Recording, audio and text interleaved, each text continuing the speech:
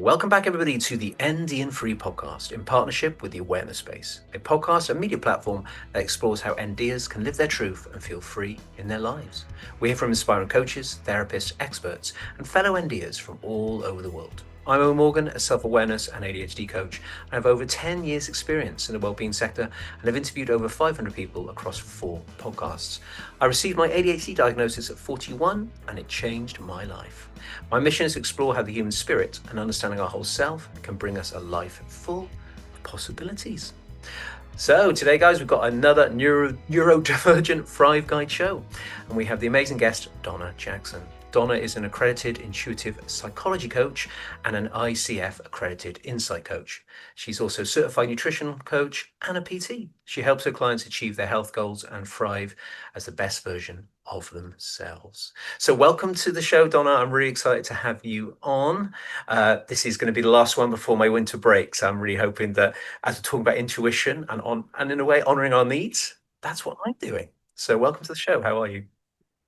Thank you. I'm very well and really looking forward to having a deep dive into all things intuition.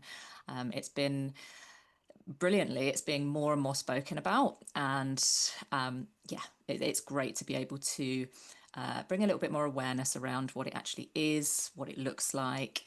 And so it's okay to call NDers. Is that kind of what you refer? Because that's much easier to say than neurodivergent people every time.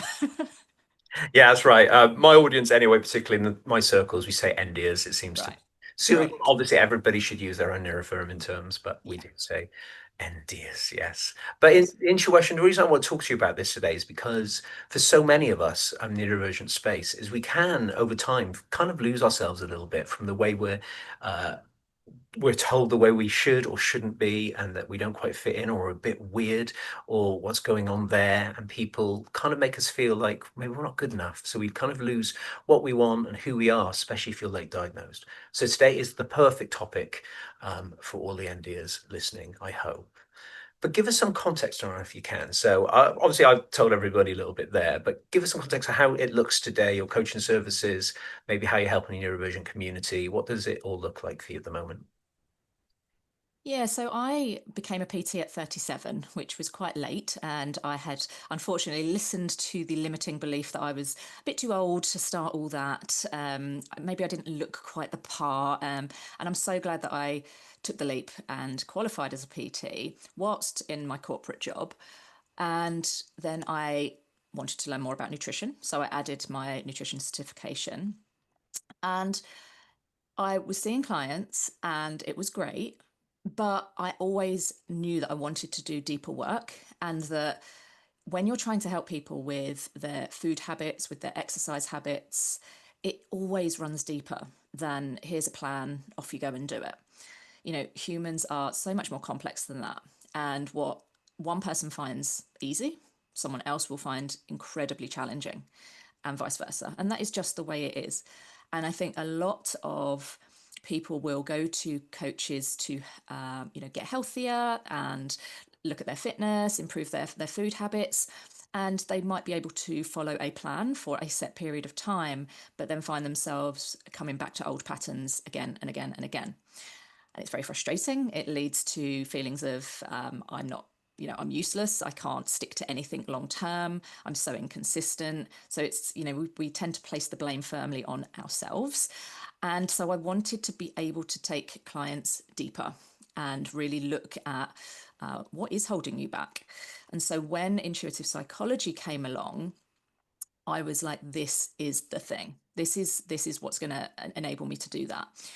Because intuitive psychology, a lot of the techniques we use and the methods, we do it with the eyes closed a lot of the time. And so this can feel a bit strange to begin with, but my goodness, when you are coached with your eyes closed, you tap into so much more. And that's because we are accessing your subconscious mind. We are accessing your intuitive side. And the answers and the insight that you get using those, it's phenomenal. Like the light bulb moments that you might have after 6 months, you can have in one session. I've had people say, oh my goodness, in 2 sessions I understand more about myself than I did in 20 years of dieting. So it's incredibly rewarding when you can go deeper than the surface level and through skillful questioning and techniques, help people just understand themselves on such a better level. And then that leads to self-compassion, because when you understand yourself, you're so much more compassionate. It makes sense. Your actions make sense all of a sudden. So I love the extra layer that it's been able to give me. So that's, and then added the insight coaching as well, which is around the art of coaching, and just adds and reinforces. So that's where I'm at. So I'm doing this amazing work with people where they are experiencing deep transformation, and that's what I wanted to be able to give. That's amazing. Thanks so much. I was nodding away because it sounds very familiar. I started in PTing as well. And you're right. I feel like you're sort of like trying to isolate one aspect of life, which only gets you so far because there's other aspects that are going to be getting in the way of that. The barriers are coming from the other aspects. Mm, Like you, it's doing the PTing. It's like everyone keeps coming to me. They've got pre-existing injuries and have muscular issues, trained to be a massage therapist, so I can do both. Great. And then guess what happens? People come to me with physical issues for massage, but you can tell there's a lot of an emotional component there and a mm, lot of stress and trauma that they're holding in their body, which I can't do in session. And then you go mm. on to train something else. It's a Yeah, beautiful journey. And it it's is. led us both to where we are today. But thank you about the eyes closing. Absolutely fascinating as well, is how can we access that subconscious mind if it's outside of sort of hypnotherapy work, what other ways can we get deeper into the mind in that way? So that's an amazing piece of advice there for people to think about when they're maybe picking someone to work with, which is incredible. So as far as the neurodivergent side of all of this goes, I will be doing another show-ish away from neurodivergence, so that will be a good show for you as well. Mm. But with neurodivergence, what sort of makes you sort of interested in that and maybe working with people with neurodivergence? Where how does that come about for you? I mean, I'm awaiting my own assessment for ADHD. And I've been on a waiting list for about 3 or so years now. I haven't done the right to choose option yet. So I'm aware that obviously if I received a diagnosis, that would open options to medication. Um, but the reason that I kind of am interested in this area or supporting people is because I know what it's like to have a knowing that your brain just might work a little bit differently to others, and that feeling of isolation that can come with it, and that feeling of that that's a bad thing, you know. And the work that I've done, I am deeply content with who I am as a person now, but my goodness, that was not the case. I used to have a terrible relationship with food. I had an eating disorder for a long, long time, and I had a terrible relationship with my body. I was terrified of gaining fat. I would exercise excessively, and what underpinned that was, a series of fears around rejection and abandonment, not being loved. And I know that that's getting deep, but a lot of the behaviors and the thoughts and feelings that we present with, they are linked to things like lack of self-esteem, lack of self-respect, a feeling of unworthiness. And all of those can play very much into this sense of loneliness and feeling like no one else really understands you. Your brain just works in this way that just doesn't help. And so it can be seen as like this real negative. And I know that for me, years ago, it was. I used to battle with myself. I used to be really frustrated. Emotional regulation, I had a real struggle with. So it would kind of look like, these big emotional outbursts, lots of tears, and I would feel very embarrassed that like I couldn't control my emotions. And so when you've sat in that place, that space, and then you have worked through all of the things, and obviously, it's not linear, it's very specific to me. The sense of peace, contentment I feel now, it's like thinking about another person in the past. And so knowing how I feel now compared to that, obviously drives me to want to help other people.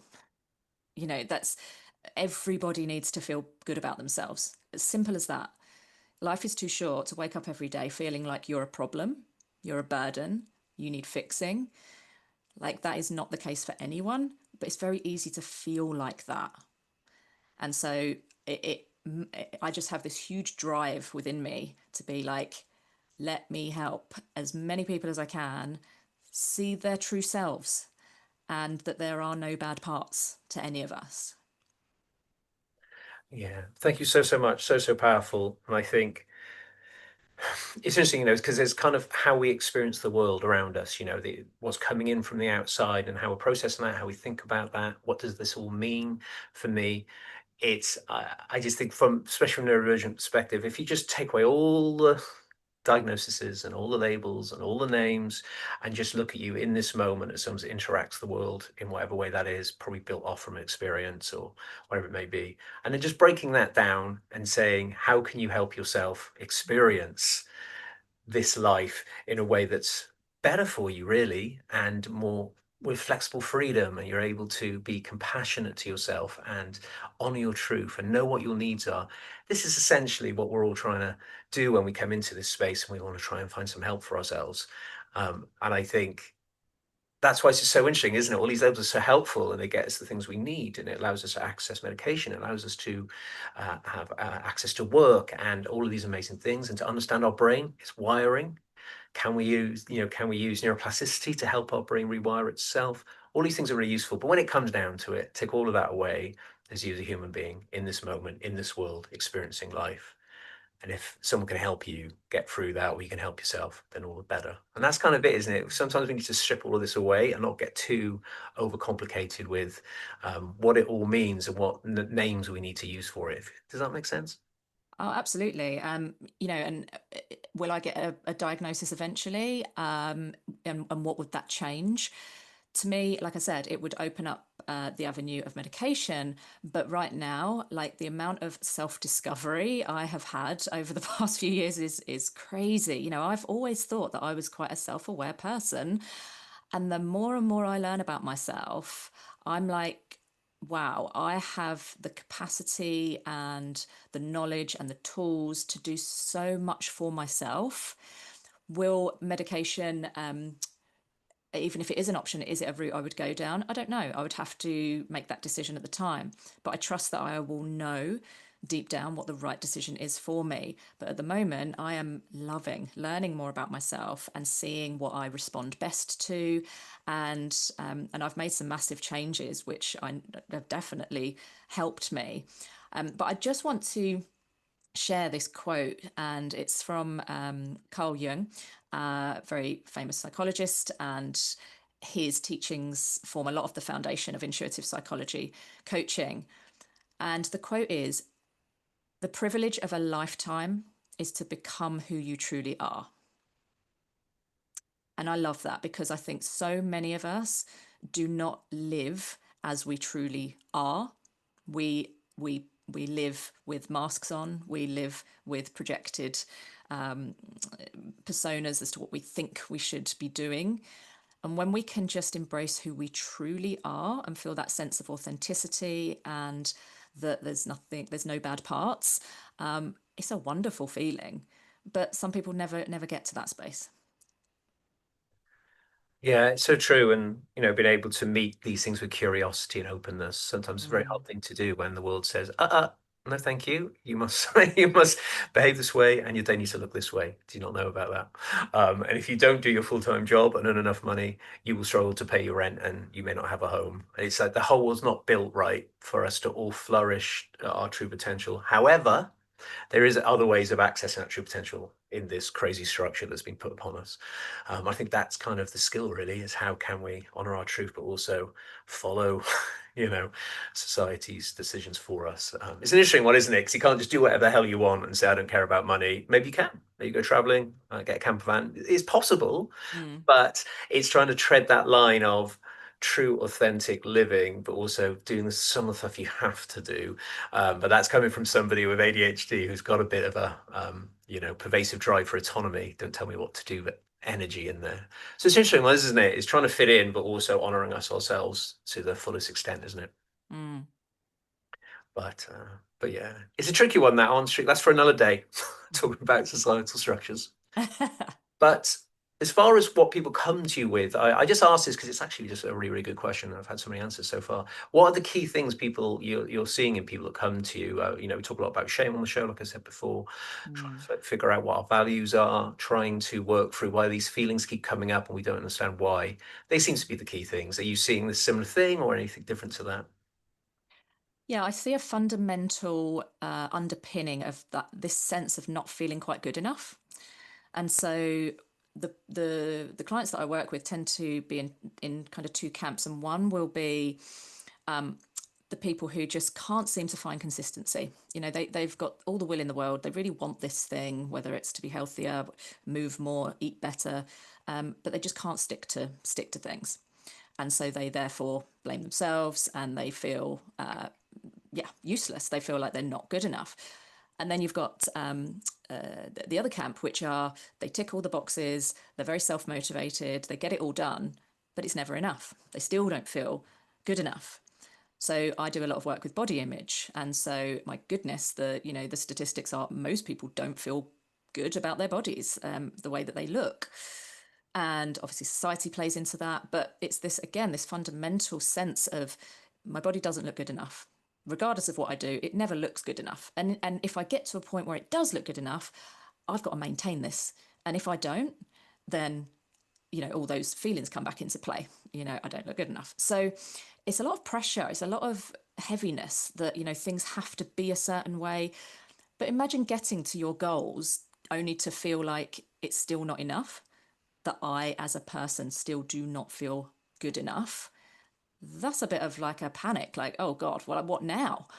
I've done all of the things, it's still not working. And so that's why we often have to go deeper. So I often work with, this sense of not feeling good enough. And that can range from like extremely low self-esteem, feeling like you're just a burden on everybody, to this feeling of there's just something that's just missing all the time. So it's a spectrum, obviously. But I also see people getting really fixated on specifics rather than big picture thinking. And NDers will know that we can get fixated on things quite easily.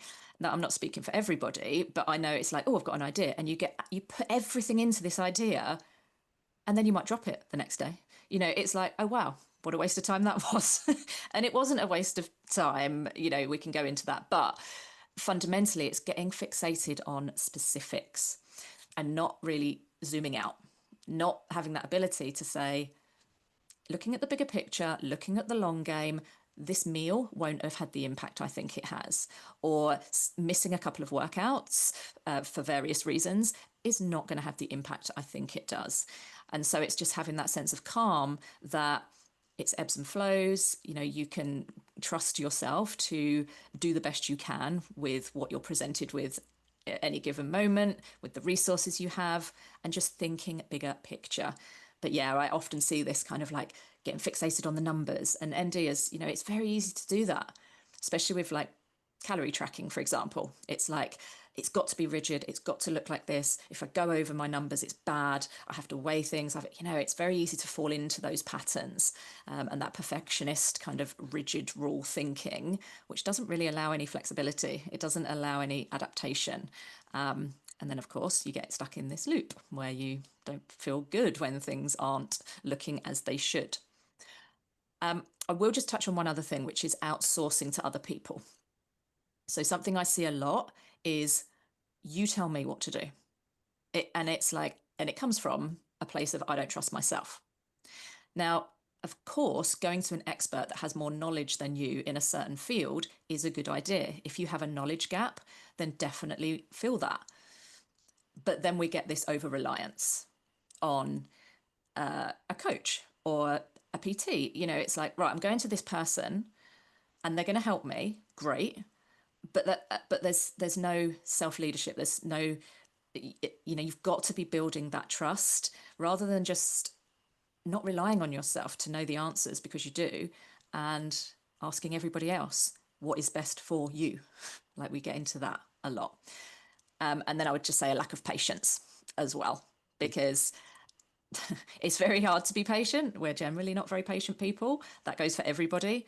But I think this sense of like rushing, especially as an NDer, if you've got a chaotic mind and everything is pinging off and firing off, and like you've got a ton of things happening all at the same time, it can create this sense of rush, rush, rush.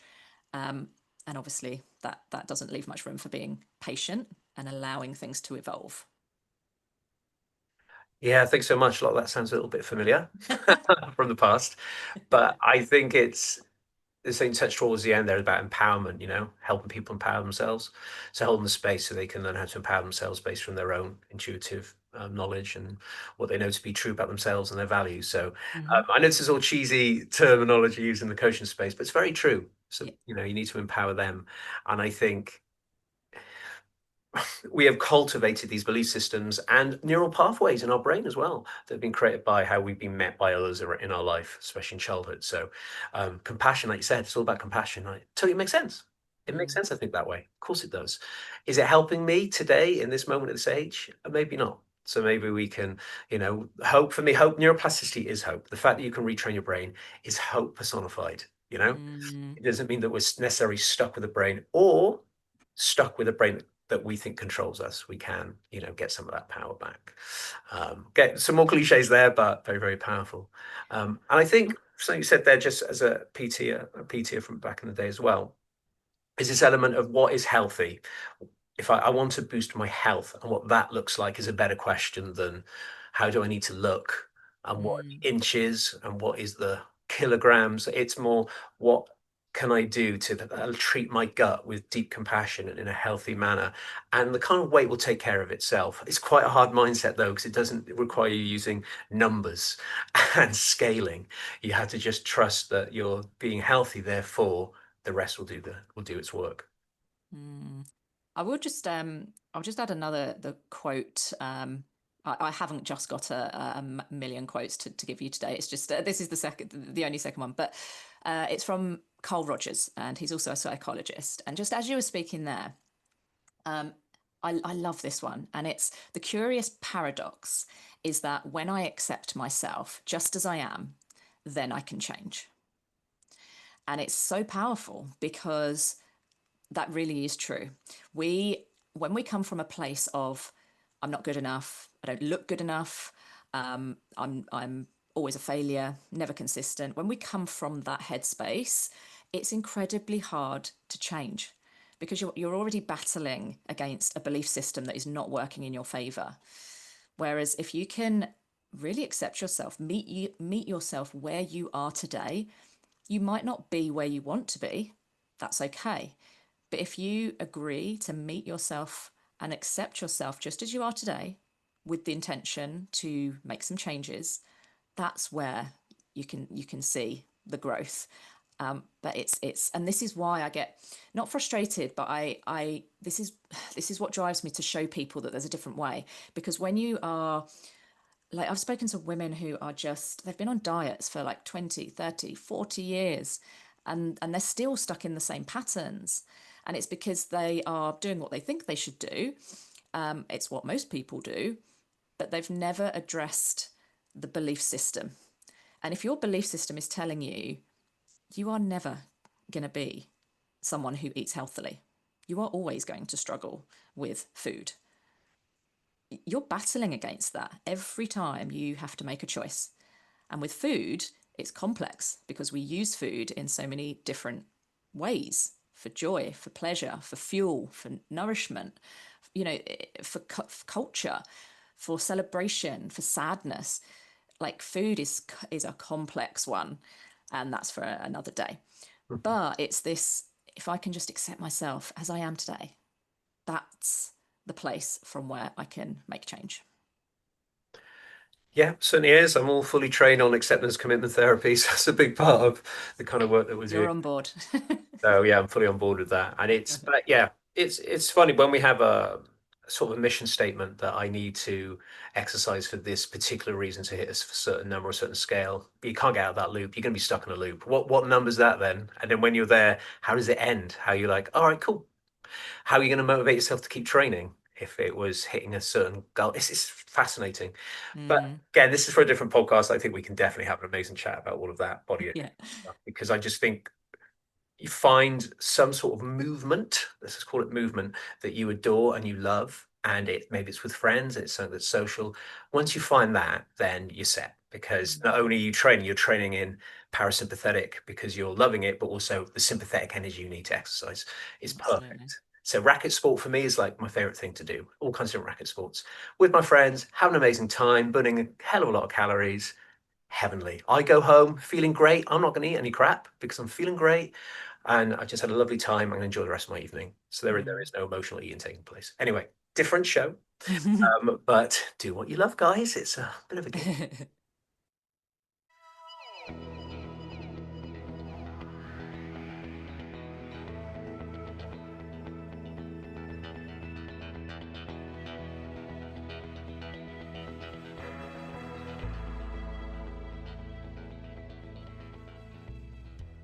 But we touch on this a lot, so let's jump straight in here. So, with this sense of sort of feeling lost, living with shame, quite common for NDers and anybody that's been through things, how can intuition and working on our deeper truth help someone, especially who is ND? So, you have talked about this a lot, so let's keep talking about it. So, how can we use intuition to help us when we're feeling a bit lost? I think that's quite a good question, actually. Go for that first. Is it right if I just circle back to, first of all, just getting clear on what intuition is?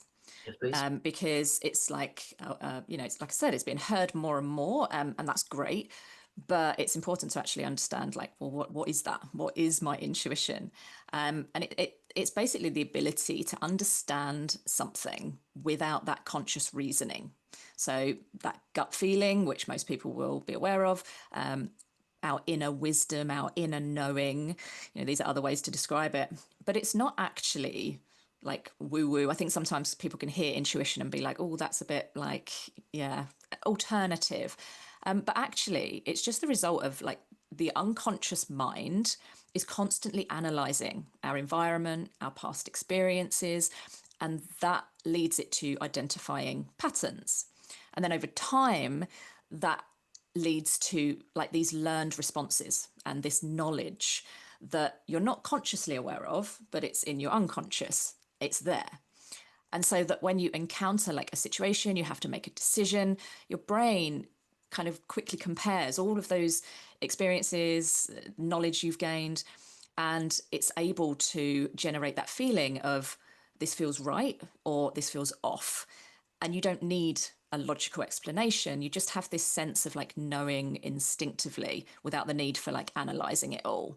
So actually, when you think about it like that, it's not woo woo at all. It's very much based in like how brains work. It's just because our unconscious, subconscious mind, we're not aware of it.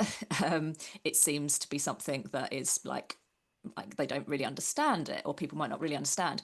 But the subconscious mind, as we know, is 95% of what drives our actions, our feelings, our thoughts. That's a huge, huge amount. And so it's trusting that our brains are kind of working in the background for us. Our unconscious mind is doing what it's got to do, and it's meant to do, and that we can rely on that feeling, that gut feeling, which is obviously like that physical sensation or a hunch that something is positive or something is kind of off. And really, it's your internal compass.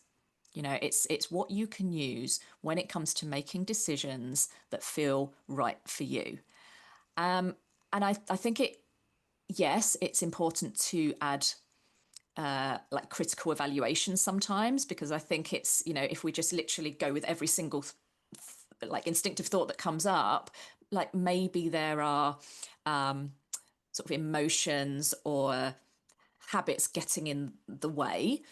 So yes, there, it is a good idea to just take a beat to consider it potentially. But I think we've gone the other way and we've learned not to trust it at all. So it's trying to like have that wonderful combination of getting that instinctive feeling, trusting it, maybe just like checking in with, am I highly emotional right now? Should I maybe not trust this right now in this moment when I feel like highly emotional? But not going the other way and just dismissing it altogether. Yeah, I love that. Can I just quickly ask you, do you think the deepest, not version, the deep, anyway, intuition at its deepest core is something that's easily more, I guess you can't maybe recognize it before and after the fact, but more in presence. So the more present we can become, more grounded in this moment we become, the more we can maybe tune in and listen to what the intuition may be. Do you feel that presence allows that to be more known? Or can we keep a track of it no matter what our state is, if that makes sense on the system level? Yeah, so I think when it comes to accessing our intuition, that's like a whole other thing. You know, it's one thing to say this is what intuition is, but in terms of like how we actually access it, first of all, I think it's worth talking about um, some of the challenges that we might have, and so with NDers, I'm sure that a lot of people will resonate with that sense of anxiety a lot. You know, it's kind of you're a lot going on in your mind, lots of thoughts, sometimes conflicting thoughts, and when we're in this heightened state of uh, it's we activate our threat system. So we have three emotional systems. The first is threat, the second is drive, the third is soothe. And so what we find with a lot of NDers is that threat system is activated a lot more readily. So if you are feeling anxious, you're in a threat state. If you're feeling overwhelmed, you're in a threat state. And then what we do is we get caught in this threat drive loop. So the way that it should work is we sense danger, we have a threat, we have to act. So our drive system kicks into gear, and that's a good thing. But when we have perceived threats all the time and anxiety isn't an immediate danger, I know it's not pleasant to feel, we get stuck in this I have to do something. I have to do something.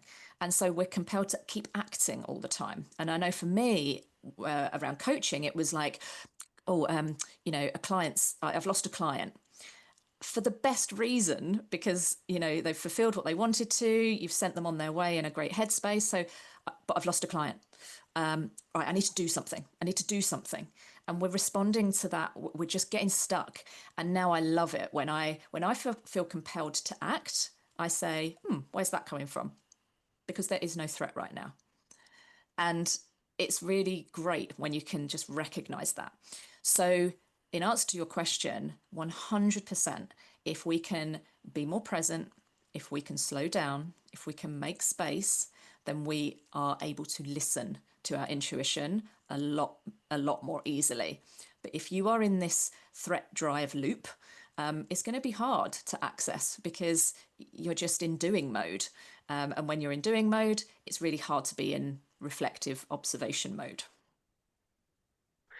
Yeah, thank you for that. Being versus doing. We talked about that in a couple of episodes ago, which is really, really powerful. I love that. I love the way you describe that sort of need to act and the kind of fret drive. I love that. That sounds very familiar to a lot of people I've spoken to with ADHD, especially, and me. That's a big part of my thing. Okay, what should I do now? I've got to keep building, rather than what I've been doing the last month or two, which has been incredible, Donna, which is just to let it go, just let it Mm. go and allow. I've built everything. The business is built, the podcast is doing really, really well. I'm doing partnerships with other companies. Just let it go. The awareness space and the Indian free is a thing. It's out there in the world and it could happen tomorrow or the next day. Something huge could happen. I could get a job from it. I could get loads of clients. I could start doing a paid podcast with some other people. Let it go. I've done it all Mm. now. It's very hard though, because entrepreneur, you're like, but surely I've got to do something today. I can't just not do anything because that means I'm not doing anything and it's all going to fail. It's true though, isn't it? That's what our brain does.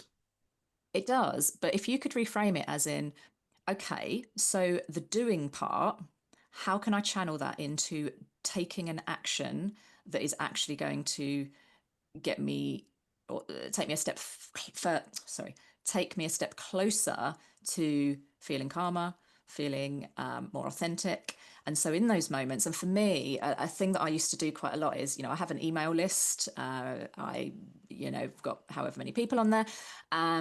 I love to write, so sending emails to my community is something I love to do. And if ever I was feeling a bit of a knot in my stomach, so whether that was around losing a client or, the financials dipping a little this month, or I mean, anything that you can feel a threat from, I used to feel compelled to like go sit down, write an email, go do an email.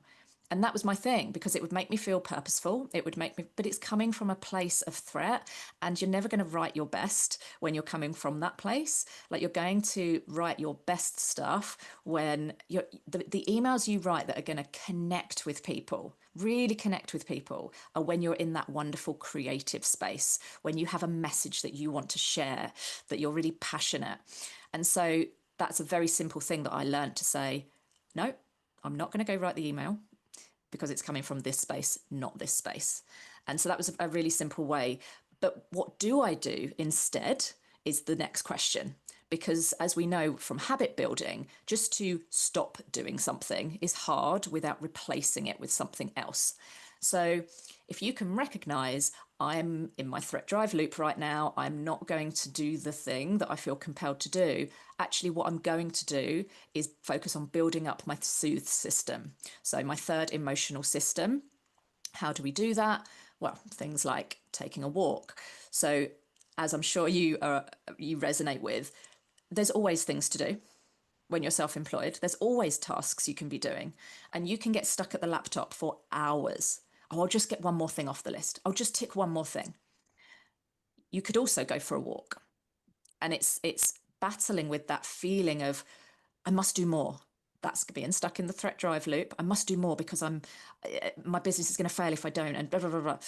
And coming into that space of, I'm going to, like, the work will always be there. There will always be more work.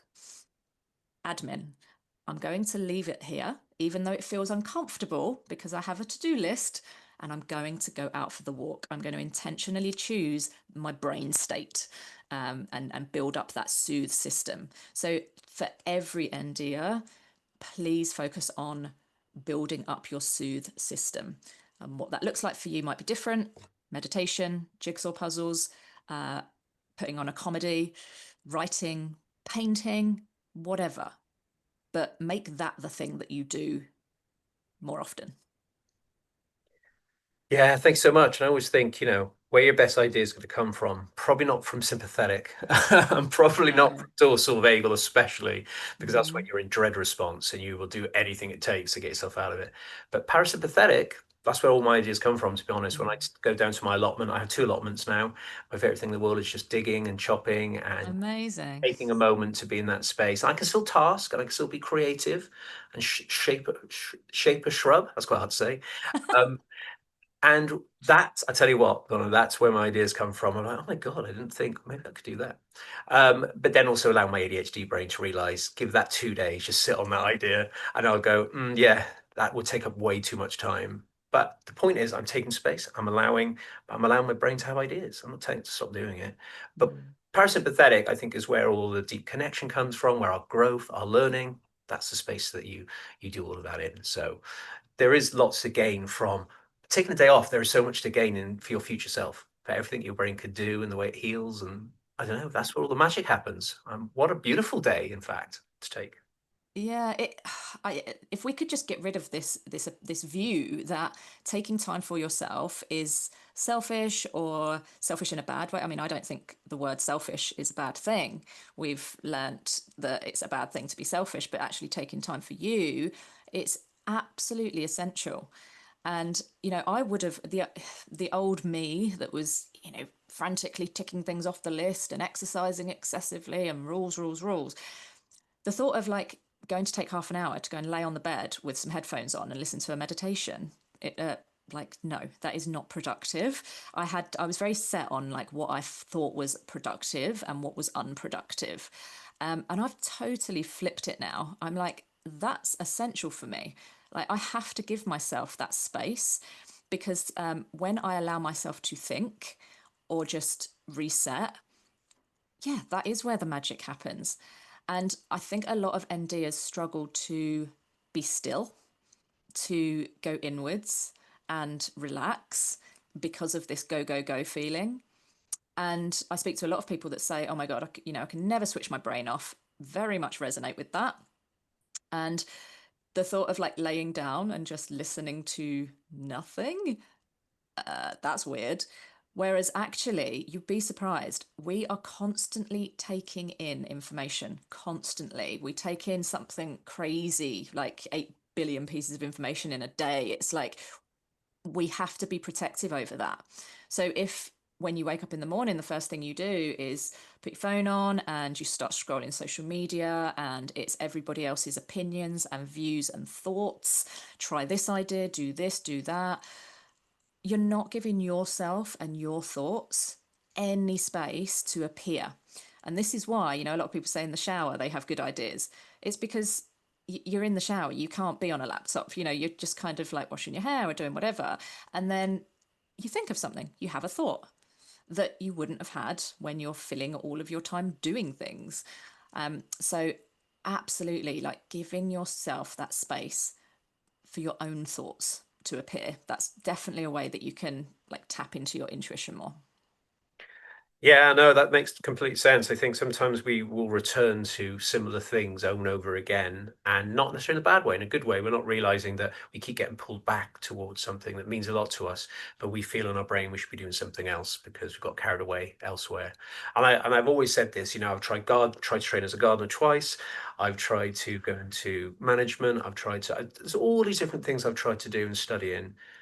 But this keeps pulling me back in. Well-being, Mm. learning about well-being, understanding the brain, the body, podcasting. No matter many times I walk away, Donna, 12 years, I end up back here. Stop fighting it and just lean in Mm. with deep compassion because it must be a reason. I never get bored of this. I just think I should do something else because it Yeah. will build success and a lot of money, a lot of this. And I feel soulless over there. It doesn't feel right, but I feel like I should. But this pulls me back and I've given up fighting it because it's silly to fight it. And I mean that I silly in a compassionate way. And I think that's a true sign of what you're talking about here. Mm. We're getting towards the end of the episode. I'm realizing we've got a few questions here. So let's do some lovely, I'll answer the question and you do a little short response. So we've got, how can we discover our true health goals and bring consistency to make that happen? So we have a health goal I'm calling it a health goal because I prefer that over a very specific scalable goal, so to speak. And then consistency is the hardest part, Donna, for NDers, I have to say.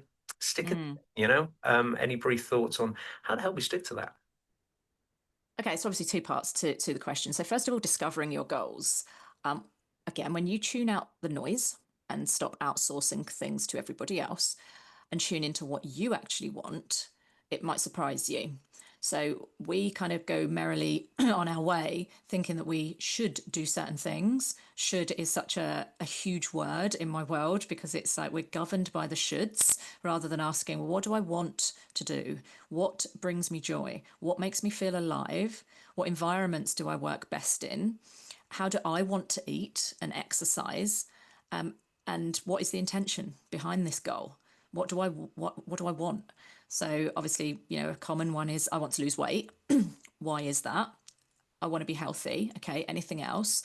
I want more confidence. Okay.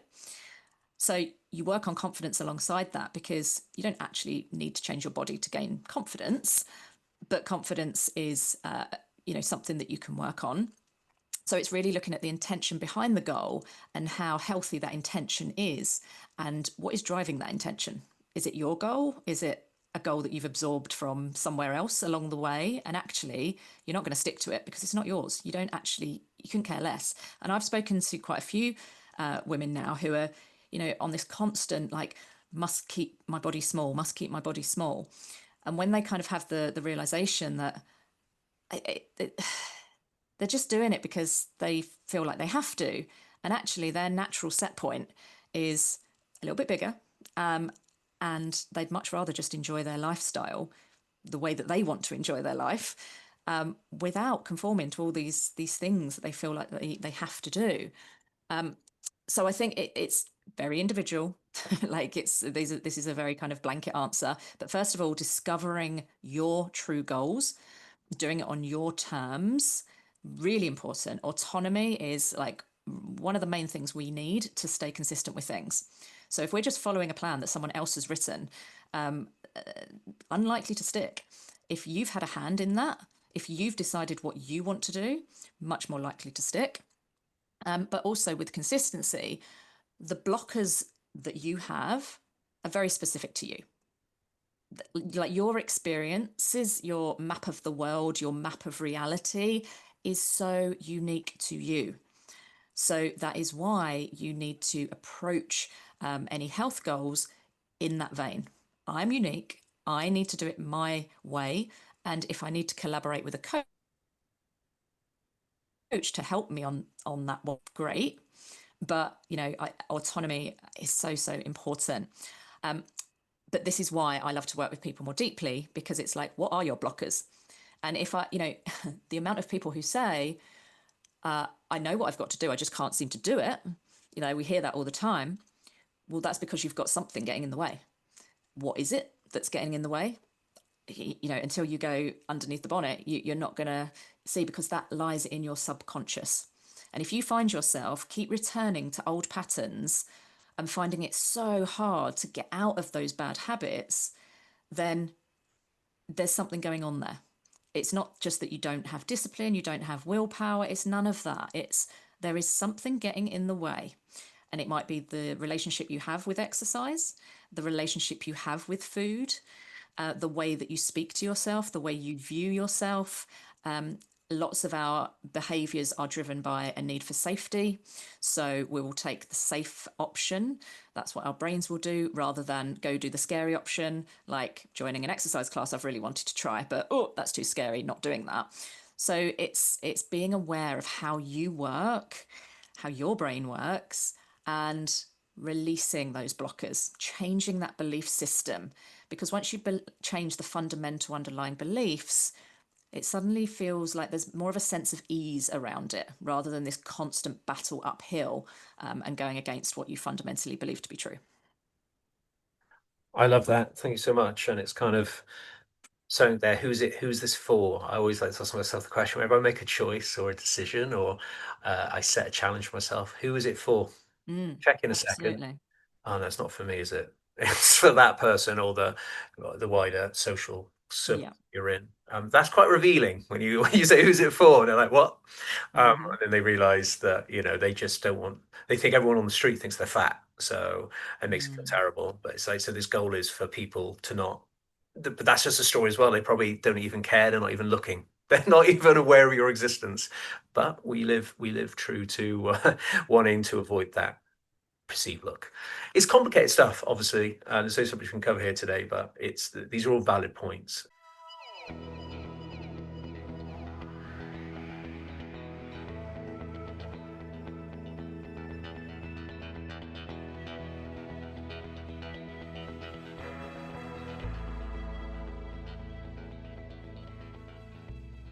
And I think the next question was all about living aligned with our values as well.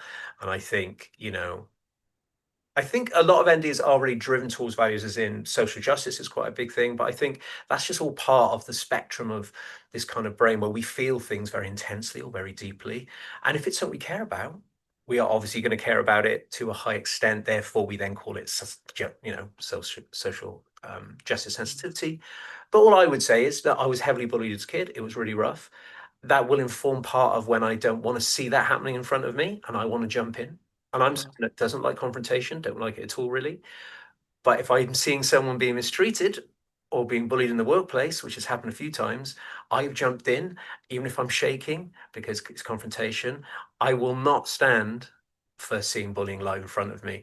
So on one side, don't like confrontation. On the other side, my value is so strong that I'll do what needs to be done. And I think that's very powerful and a very grounding sense of self to know I will Mm. stick up for people that are going through something. That is a value of mine. I live by it. Incredible, despite everything else. It's important, isn't it?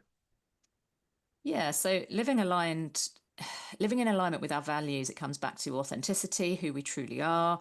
And first of all, you need to discover what your values are, because if you do values work, you'll be aware of what yours are. A lot of people will be like, never even thought about it. So, I mean, I have a handout that I'd be happy to give you to put in the show notes. And it's just getting clear on what are your values and how do they show up. Like, okay, this is your value. Could you lean into that more? What do you currently do that aligns with that value? Do you do anything that doesn't quite align? And it just brings awareness to your actions. And if compassion, so a lot of people will say kindness, compassion. I really care about other people, and it's like, great. But if you hold the value of kindness and compassion, but you don't display any towards yourself, then you're not really living in alignment with that value. You are for other people, in the context of other people like yourself, being very protective over others. And I can resonate with that, very protective over other people. But when it comes to me, nah, not so much. But why? Why am I not protective over myself as well? Because if I'm living in true alignment with that value of fairness and justice, well, surely it's just to show myself the same. And so looking at your values can be really important to, again, coming back to what is important to me. When do I feel my best, and when do I feel like I'm content and living the life and being the person that I want to be? And this can be super helpful for not following the crowd, not outsourcing, and doing what feels right for you. Yeah, it's such a big one, isn't it? It's kind of like, what do I value in this world? What do I value to be in my life? And then you realize that most of it isn't even in being engaged with or part of your daily experience. And that is part of why we start to get really lost. And we're just living off feedback and getting into loops and doing what we think we needs to be done. All this ties in, doesn't it? Everything we talked about today is so powerful because it all ties in together. Yeah. And it sounds like there's a lot going on there, but really they're all intertwined. So when the space is right to be held to talk through these things, it can really, really help.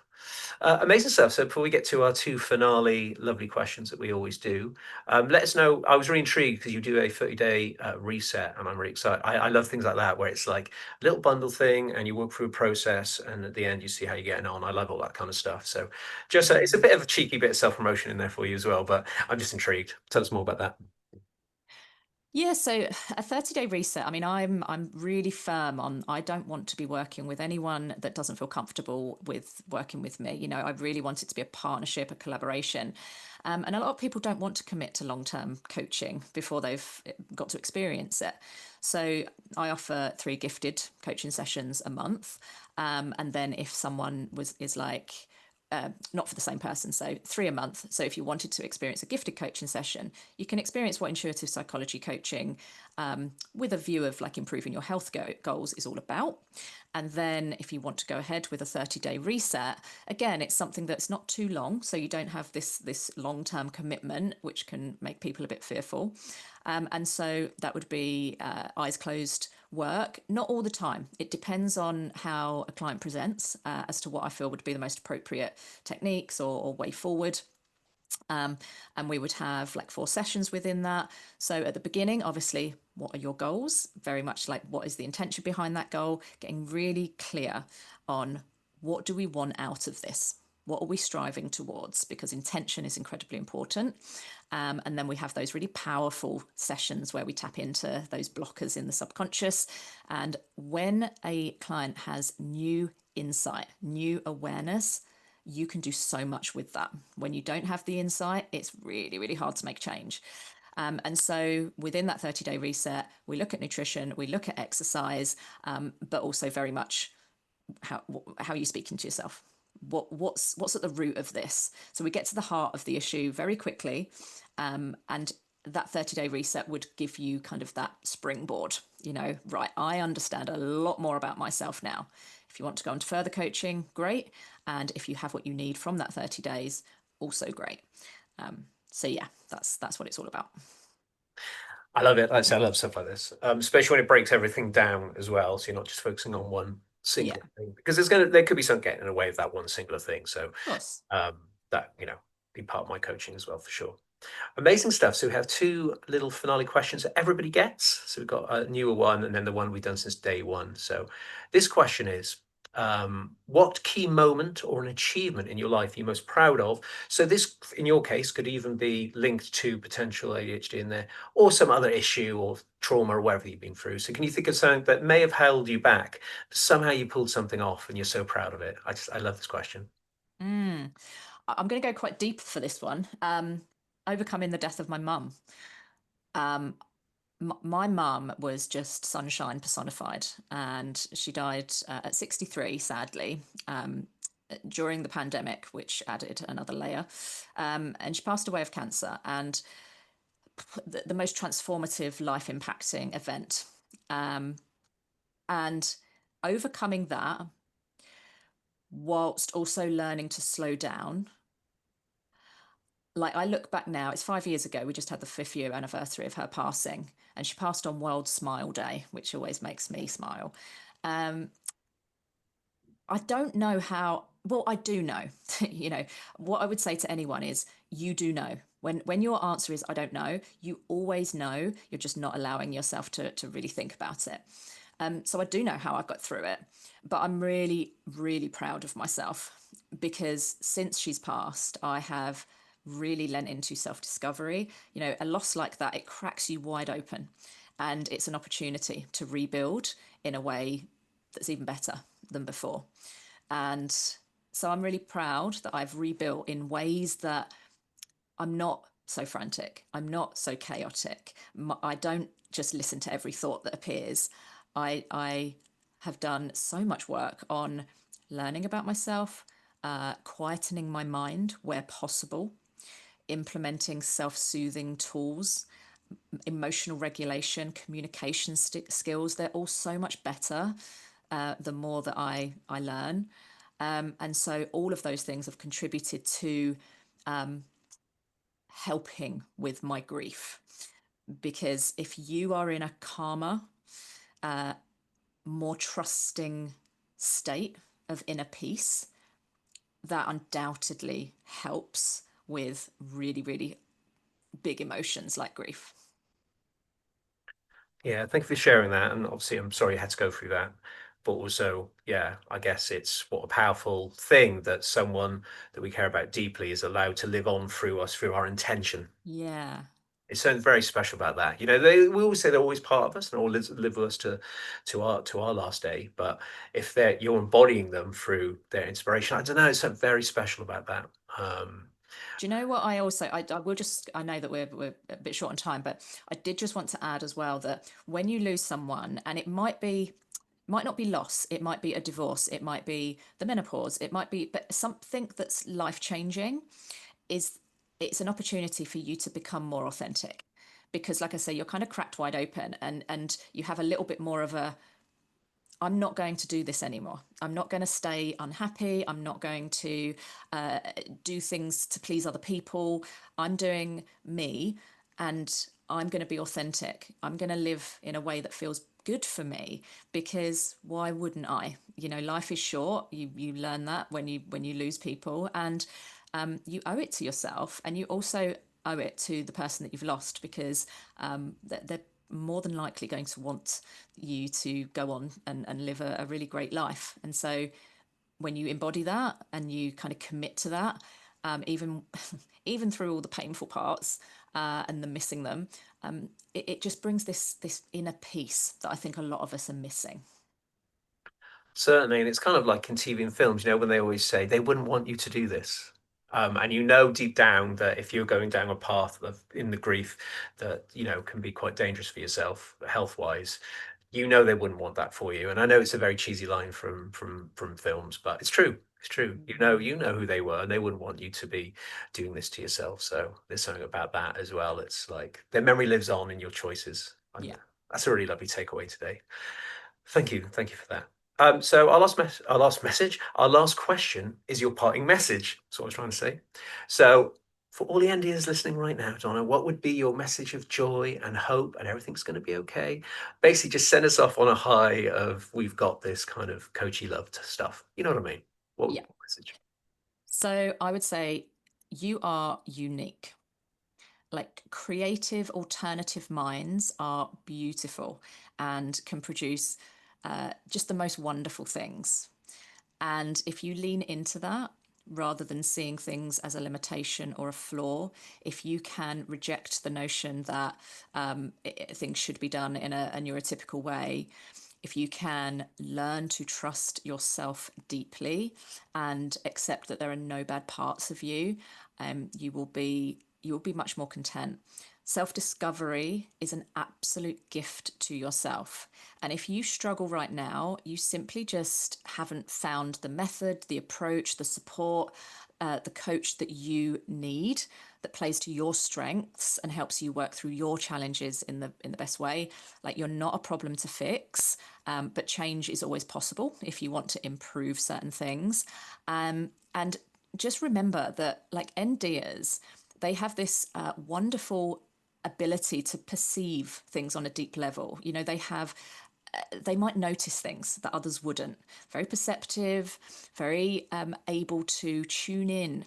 And that extra ability, like that sensory ability, like, you should trust yourself. You should trust yourself more than you might have been led to believe that you shouldn't. And, you can't really rely on your own perceptions.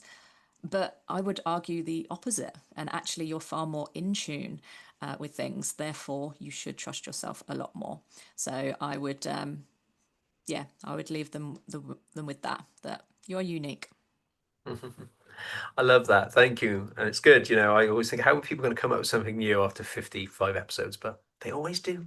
They're all linked. They're all linked. They're all connected, but they are a little bit different from someone's own experience. Amazing stuff. So thank you so much. I've absolutely loved this today. I don't know. We've covered so much. I'm quite impressed with what we've pulled off here. And so much more could have been said as well. And many of those things there. But before we go, where can we find you? Where's your social media that you hang out on? And where can we find you generally for your work? Just DMJ Coaching on Instagram or Facebook. Amazing. I'll put all the links in the show notes as always, guys. So it's always worth coming to follow people's content, get a little vibe for them as well, before you hopefully go and sign up. That's the dream. So thank you so much, Donna. It's been really lovely. Like saying, I have a little winter's break for 2 months. So this felt like a really appropriate finish, talking about intuition, following values, which is what I'm doing. I'm taking a break because I'm in retail, my other job. It's very important that I create space for myself to rest in between. So I Absolutely. want to live by what you teach. So thank you for coming on the show today. Excellent. Thank you for having me. Yeah, thank you, Donna. Thank you, everybody, for listening.